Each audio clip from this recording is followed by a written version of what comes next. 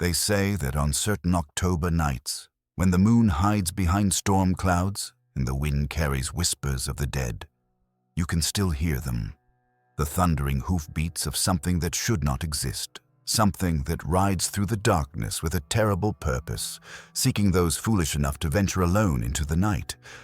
This is not a tale born from imagination. This is not the comfortable fiction you learned in school. What I'm about to tell you is the truth behind one of America's most terrifying legends. A truth that has been hidden, suppressed, and explained away by those too frightened to face what lurks in the shadows of our world. My name matters little now, for I am but a chronicler of horrors that most dare not speak aloud. What matters is what I have discovered in my years of research, in the dark archives and forgotten testimonies and the whispered confessions of those who survived encounters with the impossible. Listen carefully, for knowledge may be your only protection when the darkness comes calling.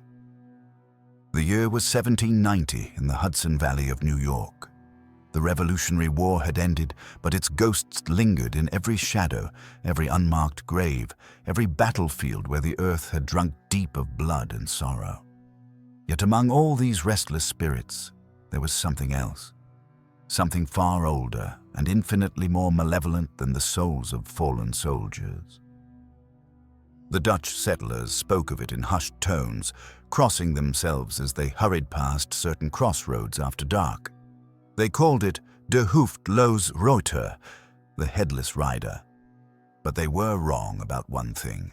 This was no mere ghost of their new world. This was an ancient evil that had followed them across the ocean, adapting to new hunting grounds with predatory intelligence.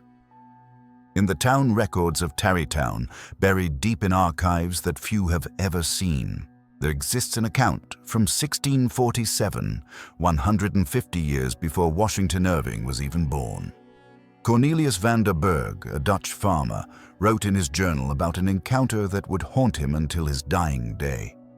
On this night of our Lord, October the 31st, I was returning from market when the darkness fell upon me like a shroud. The road through the hollow grew cold, though no wind stirred the trees. My horse, faithful these many years, began to tremble and foam at the mouth.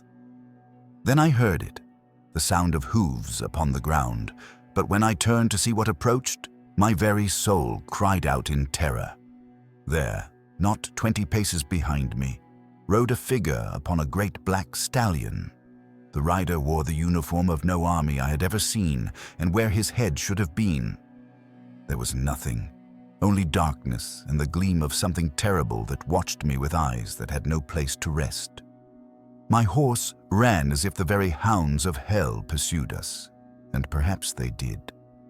When at last we reached the safety of consecrated ground, I turned to look back. The creature had stopped at the edge of the churchyard, and I swear by all that is holy, it raised something in its hands, something round and pale that glowed with unholy light. Then it was gone, as if it had never been. But I know it was real. My horse died that very night, and my hair, once brown as autumn leaves, turned white as snow by morning. Van der Berg was found dead 3 days after writing these words. The official cause was listed as failure of the heart, but those who prepared his body spoke of something else. An expression of absolute terror frozen upon his face, as if he had seen his own damnation approaching.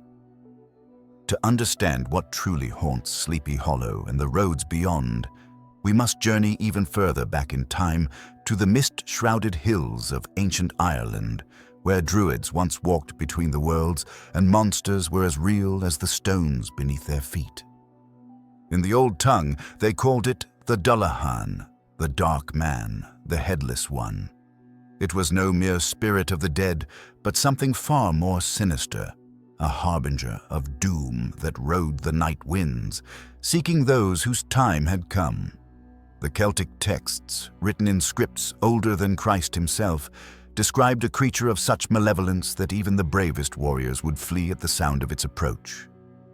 The Dullahan rode a horse blacker than midnight, whose hooves struck sparks from the stones and whose breath was the cold mist of the grave. In one hand, it carried a whip made from a human spine. In the other, it held its own severed head, using those dead eyes to peer through darkness and see things that mortal vision could never perceive. When the potato famine drove millions of Irish souls across the ocean to America, they brought more than their hopes and dreams. They carried their folklore, their beliefs, and their curses. The Dullahan followed them, drawn by the scent of terror and the taste of desperation that clung to the refugee ships like a plague. But something changed when it reached the New World. Perhaps it was the violence that had soaked the American soil. The blood of countless wars, the anguish of the enslaved, the tears of the displaced. Whatever the reason, the entity grew stronger, more corporeal, more hungry. It no longer simply announced death. It began to cause it. Most people believe they know the story of the Headless Horseman from Washington Irving's tale, published in 1820. They think it's nothing more than a charming ghost story, a piece of American folklore designed to thrill and entertain. This comfortable fiction has served a darker purpose than Irving ever intended. It has hidden the truth in plain sight. What few know is that Irving based his story on real events, real testimonies, real encounters that had been terrorizing the Hudson Valley for decades. He sanitized the horror, turned a genuine supernatural predator into a quaint local legend. Whether he did this deliberately or out of ignorance, we may never know. What we do know is that his version became the accepted truth, while the real horror continued to claim victims. In 1823, just 3 years after Irving's story was published, a young woman named Margaret Hollis was found dead on the old Dutch road, not far from the very bridge Irving had made famous in his tale. Her body bore no wounds, no signs of violence, yet her face was twisted in an expression of such terror that the coroner refused to let her family view the remains. The only witness was a traveling merchant who claimed to have seen a headless figure on horseback pursuing a woman on foot through the darkness. When questioned further, the merchant broke down completely, babbling about eyes of fire and the cold that burns. He was committed to an asylum where he died within the year, never speaking another coherent word. This was not an isolated incident. Every few years, always in October, always near the bridge or the hollow, someone would disappear. Sometimes bodies were found, sometimes they were not.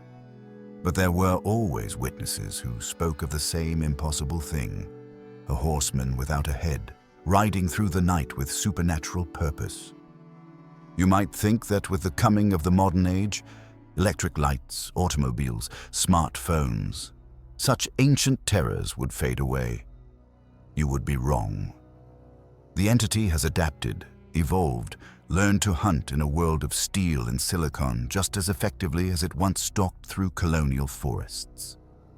On November 2nd, 2019, the Morrison family was driving home from a Halloween celebration in Sleepy Hollow.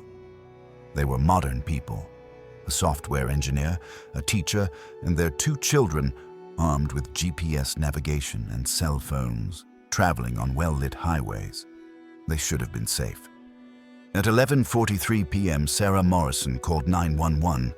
The recording of that call still exists, buried deep in police archives. Her voice, calm at first, quickly dissolves into panic. 911, what's your emergency? There's something on the road behind us. It looks like a person on a horse, but... Ma'am, are you sure? What's your location? We're on Route 9, heading north from Sleepy Hollow, but this thing, it's keeping up with our car. We're doing 60 miles an hour, and it's right behind us. Oh God, it doesn't have a head. Ma'am, please calm down. I'm dispatching units to your location. It's getting closer. The radio just went dead, and all our phones are... Why aren't our phones working? The GPS just went black and dash.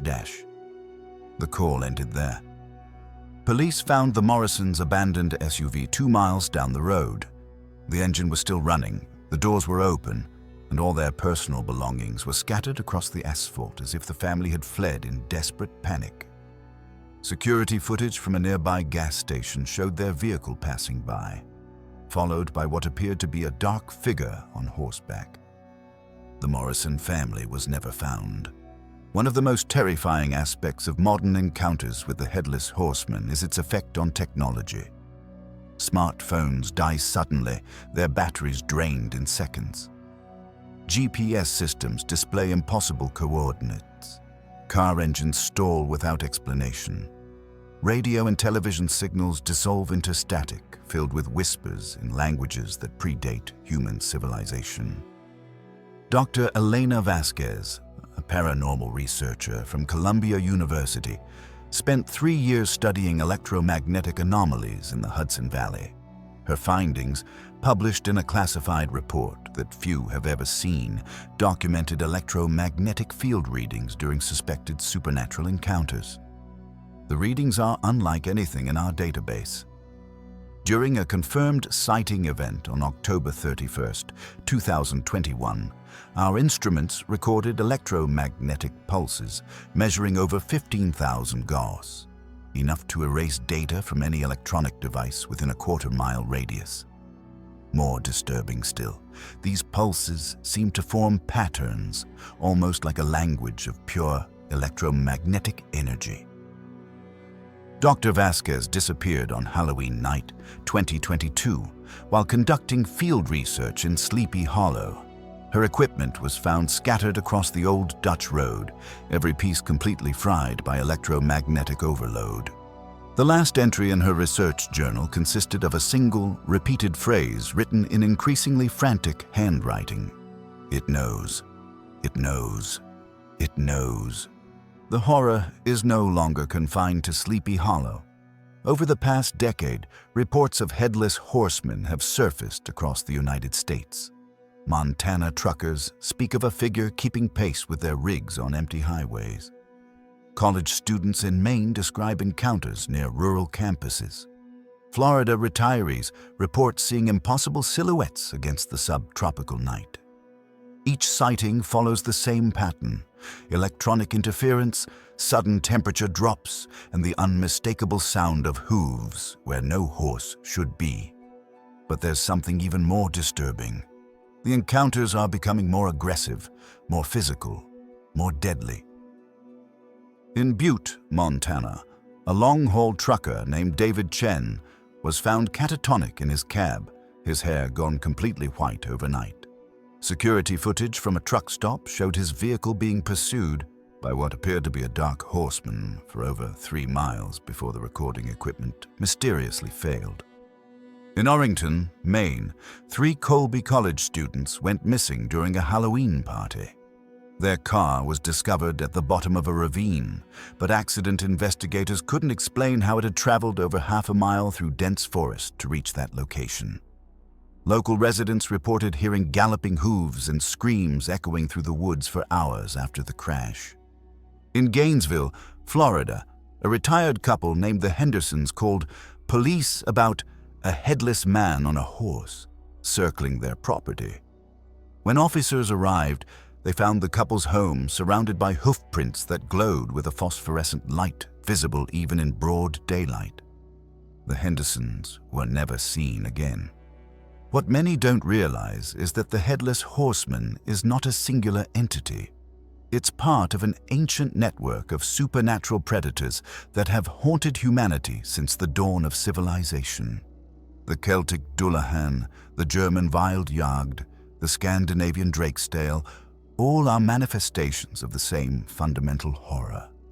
Anthropologist Dr. Marcus Kellerman spent his career studying cross-cultural mythologies and found disturbing parallels in headless horseman legends across dozens of cultures that had no historical contact with each other. His final paper, published posthumously after his mysterious death in 2018, concluded that these weren't separate legends, but memories of encounters with the same species of supernatural entity. The consistent details across cultures separated by thousands of miles and centuries of time cannot be coincidental. The headless rider appears in Aztec codices, Roman histories, Aboriginal Dreamtime stories, and Norse sagas. In each case, the entity is described as a harbinger of cosmic change, appearing during times of great upheaval to harvest human terror and suffering. Dr. Kellerman's theory suggests that these entities exist in a parallel dimension, slipping into our reality during periods of high emotional distress, wars, plagues, social collapse. They feed on human fear and pain, growing stronger with each encounter, multiplying like a virus of pure malevolence. October is when the veil between worlds grows thin, when ancient powers stir and forgotten horrors remember their hunger.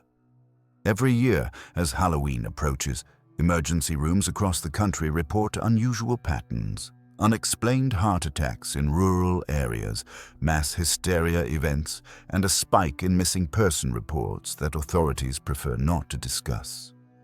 The data is there, hidden in statistics that bureaucrats assume no one will ever analyze. In counties with historical Headless Horseman activity, October fatalities increase by 340% above the annual average. Traffic accidents on rural roads spike during the week leading up to Halloween, often involving single vehicles found wrapped around trees with no skid marks, no apparent cause for the crashes. Most disturbing of all are the survivor testimonies. Those who lived through October encounters describe the same phenomenon: time distortion. They remember hours of pursuit that, according to their watches and phones, lasted only minutes. They describe conversations with the entity, a voice that speaks directly into their minds in languages they don't recognize, but somehow understand. Maria Santos, a nurse from Albany, survived such an encounter in October 2020. Her testimony, given to police but never publicly released, describes 4 hours of being chased through back roads by a headless figure who spoke to her in her grandmother's voice. It told me things about my family, about deaths that hadn't happened yet. It knew the names of my children, the secret I'd never told anyone about my father's death. When I finally made it to the hospital where I work, I looked at the clock. Only 17 minutes had passed since I'd left my house. 17 minutes that felt like a lifetime of horror. Maria Santos died of cardiac arrest 3 weeks later, despite being a healthy 34-year-old with no history of heart problems. The autopsy found nothing wrong with her heart.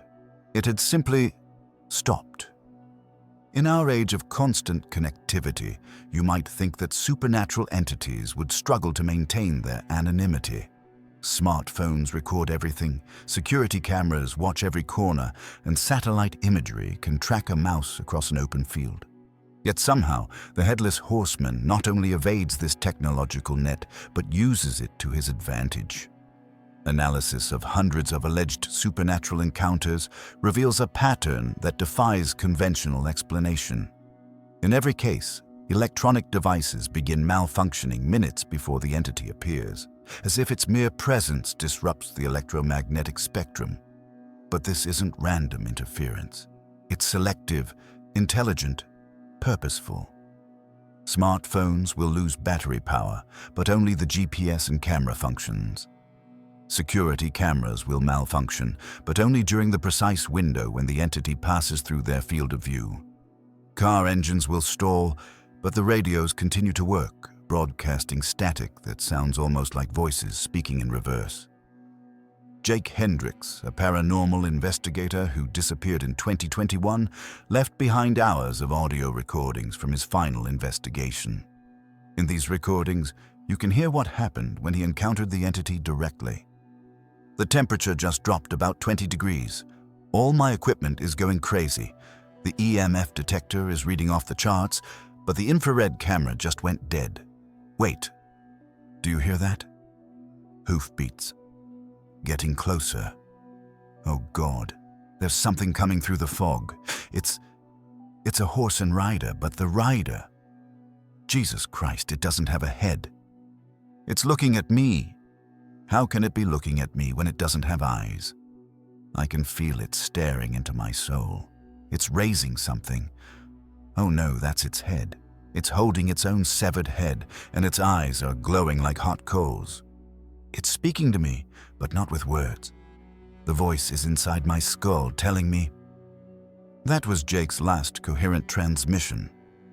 When his equipment was found the next morning, every piece of electronic gear had been melted from the inside out, as if subjected to temperatures that should have incinerated everything within a quarter-mile radius. If you find yourself traveling through areas with documented Headless Horseman activity, and such areas now span across 43 states, there are certain protocols that might increase your chances of survival. These methods have been compiled from the testimonies of the few who lived to tell their tales. First, never travel alone after sunset during the month of October. The entity seems to prefer isolated victims, those who have no witnesses to their terror, no one to call for help when the screaming begins. Second, carry cold iron, not steel, but true iron, the kind used in centuries past. A simple iron nail can be more protection than any modern weapon. The ancient ones who first encountered these entities knew things we have forgotten. Third, if your electronic devices begin malfunctioning simultaneously, do not investigate, do not slow down, drive to the nearest populated area with lights and people and blessed ground. Churches, hospitals, and schools seem to offer some protection, though we don't fully understand why. Fourth, if you hear hoofbeats with no visible source, begin reciting any prayer you know. It doesn't matter what faith tradition it comes from. The entities seem to be repelled by genuine expressions of human hope and divine connection. And finally, if you see the Headless Horseman directly, do not look where its head should be. Those who make eye contact with that terrible void report that it shows them visions of their own death, playing out in perfect, horrifying detail. But remember, these are guidelines, not guarantees. The entity is intelligent, adaptive, and infinitely patient. It learns from each encounter, developing countermeasures to human attempts at protection.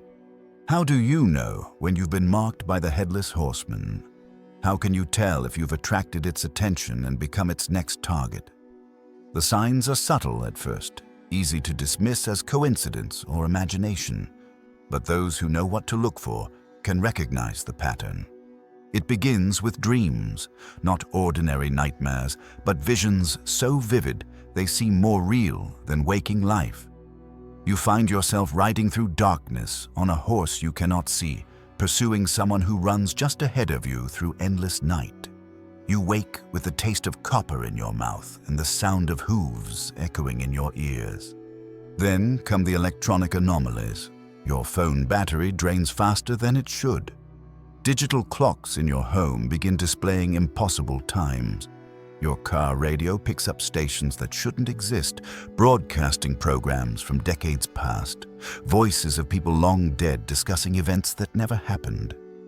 You begin finding hoof prints in impossible places. On your roof, circling your house, leading from your front door to your bedroom window. When you try to photograph them, your camera malfunctions. When you bring others to see them, the prints have vanished, leaving only scorched earth in their wake. Animals begin acting strangely around you. Dogs whimper and hide. Horses refuse to let you approach. Birds fall silent when you pass. It's as if the natural world recognizes something in you that you haven't yet accepted, that you've been touched by something that exists beyond the boundaries of life and death. And finally, you begin to see it in reflections. Not directly, never directly, but in mirrors, in windows, in still water. A dark figure mounted on a darker horse, always just behind you, always watching, always waiting. When these signs appear, you have perhaps weeks, perhaps days. The entity is studying you, learning your patterns, your fears, your weaknesses.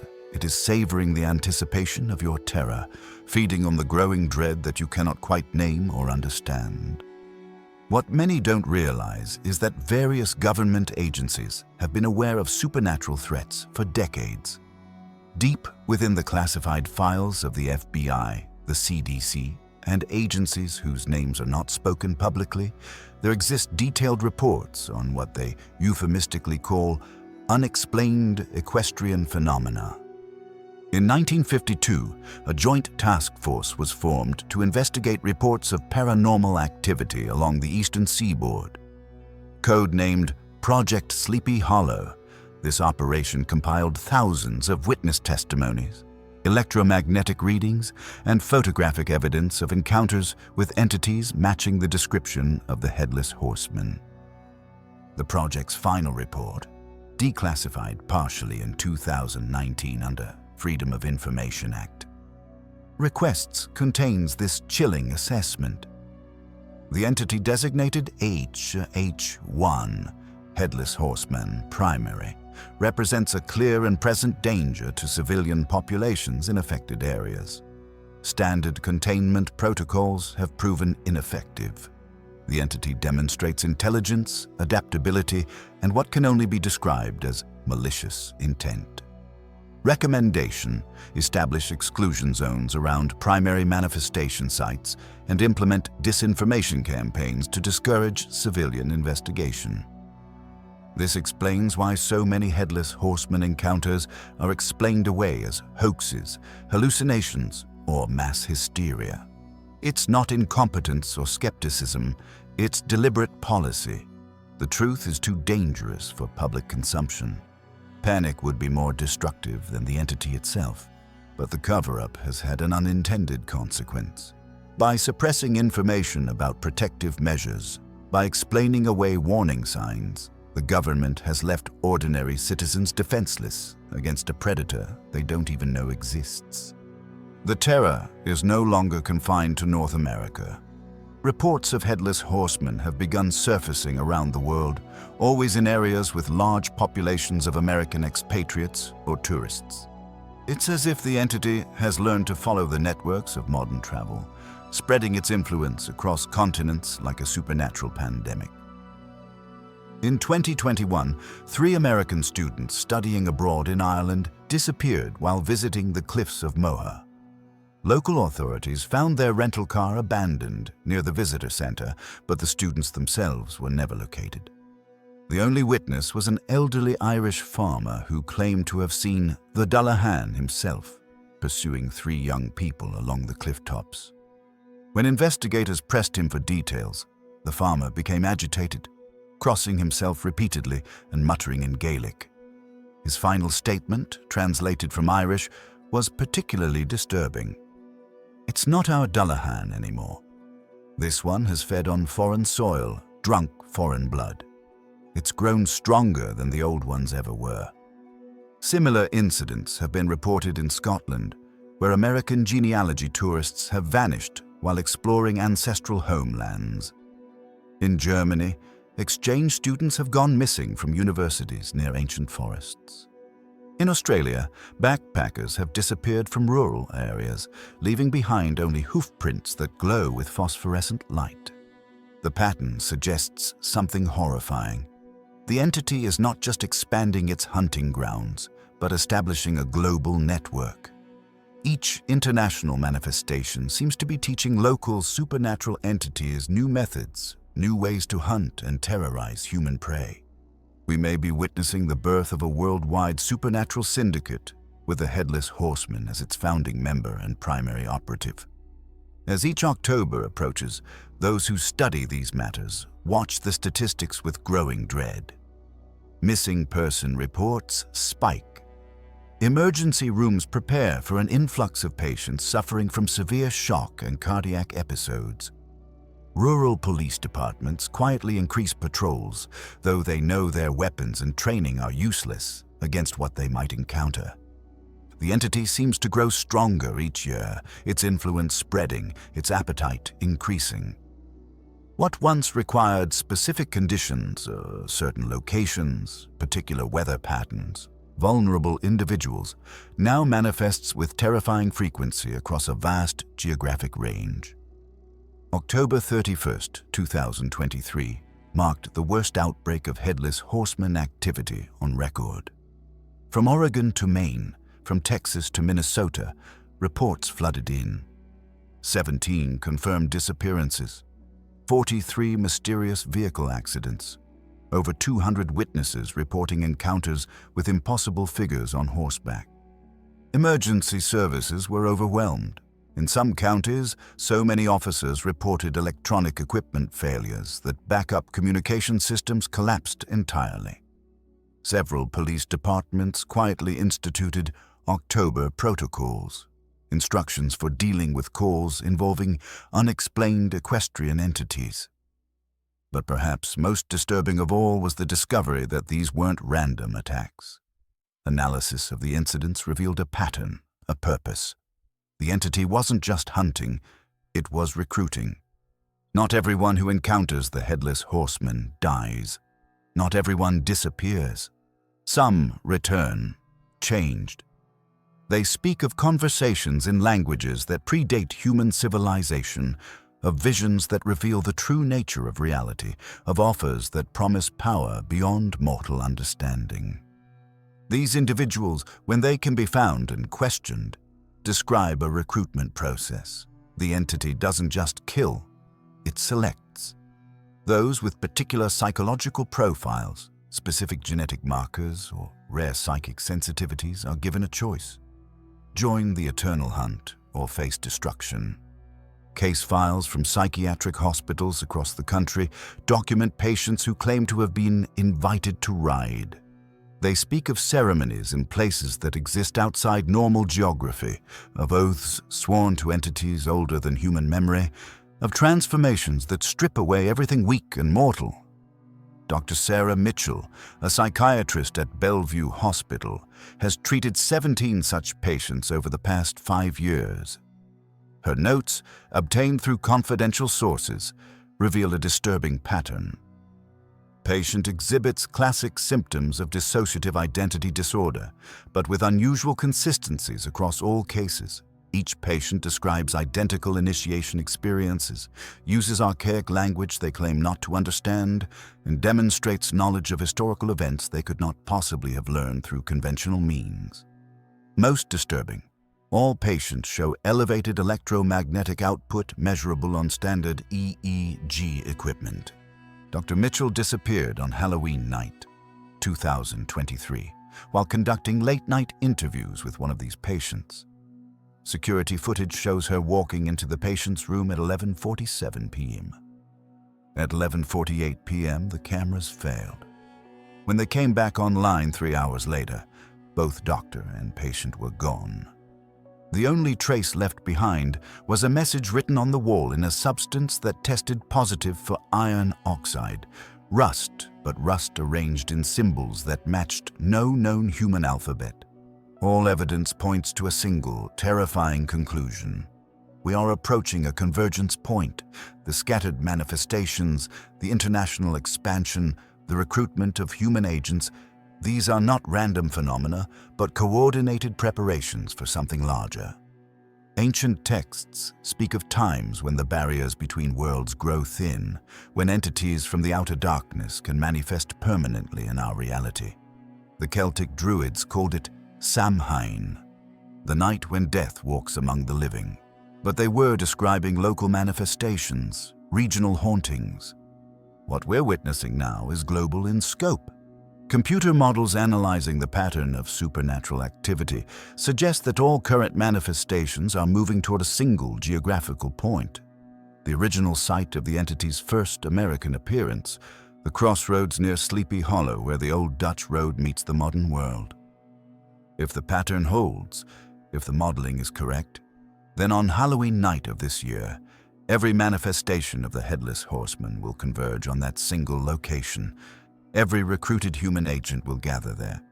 Every fragment of supernatural energy will coalesce into something unprecedented in recorded history. The question is not whether this will happen, but what will emerge from that convergence. What kind of entity will result when centuries of accumulated supernatural power unite at the site of the original haunting? And so we come to the end of this tale, though it is not truly an ending. It is a warning, a desperate attempt to prepare those who will listen for what approaches in the darkness. You may dismiss this as fiction, as entertainment designed to thrill and frighten. That is exactly what the entity wants you to believe. Disbelief is its greatest weapon, skepticism its finest armor. While you laugh at ghost stories and explain away the impossible, it continues to hunt, to recruit, to prepare. But for those wise enough to heed the warning, remember these words: when the leaves turn and October darkness falls, when electronic devices begin to fail and the temperature drops without explanation, when you hear hoofbeats where no horse should be, run to lighted places filled with people, run to consecrated ground where hope still dwells. Run to anywhere but the empty roads where ancient predators hunt modern prey. And if you cannot run, if you find yourself face to face with the impossible, remember that knowledge is the only weapon we have against forces that exist beyond human understanding. Remember the protective words, the ancient warnings, the survival protocols passed down by those who faced the darkness and lived to tell the tale. But most importantly, remember this: you are not alone in the darkness. Others have walked these paths before you. Others have faced the terror and survived. The light of human courage burns eternal, and even the oldest evils cannot extinguish it completely. Listen, do you hear that? The rider comes. As it has come for centuries, as it will come for centuries more, until the last human voice falls silent and the last light fades from the world. But not tonight. Tonight, you know the truth. Tonight, you are prepared. Tonight, you might just survive. Sleep well.